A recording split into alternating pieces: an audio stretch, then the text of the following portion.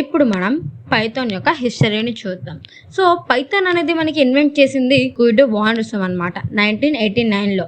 దాని ఫౌండేషన్స్ అనేది మనకి 1980స్లోనే స్టార్ట్ అయింది. ఇది మనకి ఫస్ట్ ఇన్వెంట్ చేసింది 1989లో.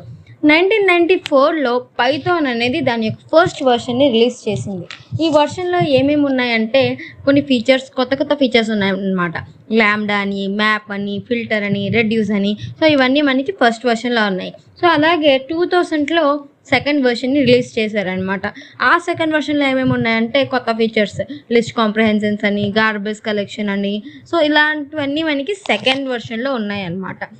2008లో పైథాన్ అనేది దాని యొక్క థర్డ్ వర్షన్ని రిలీజ్ చేసింది. దాన్ని PY3K అని కూడా అంటారనమాట. సో ఇది ఎందుకు డిజైన్ చేశారంటే rectify the fundamental flow of the language. So fundamental flow of the లాంగ్వేజ్ని రెక్టిఫై చేయడానికి రిలీజ్ చేశారనమాట. పైథాన్ అనేది high level general purpose programming language. అంటే మనం ఆల్రెడీ డిస్కస్ చేసాం కదా, దీని యొక్క సింటాక్స్ అనేది చాలా సింపుల్గా ఉంటుంది కాబట్టి చాలామంది ప్రోగ్రామర్స్ని ఎక్కువ ఫోకస్ చేస్తుంది అనమాట మనకి దీంట్లో ఈజీగా చేసుకోవడానికి. సో దీన్ని ABC ప్రోగ్రామింగ్ లాంగ్వేజ్ నుంచి ప్రీడిసెసర్ అనమాట అని కూడా అనొచ్చు. అంటే ఈ పైథాన్ అనేది మనకి ABC ప్రోగ్రామింగ్ లాంగ్వేజ్ నుంచి వచ్చిందని కూడా అనొచ్చు అనమాట. సో దానికి ఒక స్టోరీ ఉంది, అది మనం తర్వాత డిస్కస్ చేసుకుందాం. సో పైథాన్ అని నేమ్ ఎందుకు పెట్టారు అంటే దీని వెనకాల ఒక ఫ్యాక్ట్ ఉందన్నమాట. లైక్ గుయిడో వాన్ రుసోమ్ అనే ఆయన ఒక స్క్రిప్ట్ చదువుతూ ఉంటారు అనమాట, ఒక కామెడీ సిరీస్ని చదువుతూ ఉంటారు. దాని పేరు వచ్చేసి మోంటీ పైథాన్స్ ఫ్లయింగ్ సర్కస్ అనమాట. అది ఎప్పుడు 1970స్లో.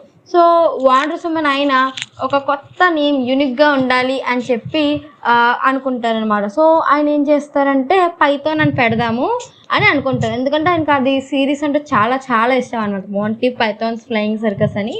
సో అందుకే ఆయన పైథాన్ తీసుకొని కొత్త ప్రోగ్రామింగ్ లాంగ్వేజ్కి పెట్టడం జరిగింది. సో అందుకే మనకి నేమ్ పైథాన్ యొక్క నేమ్ వెనకాల ఇది అనేది ఉందన్నమాట.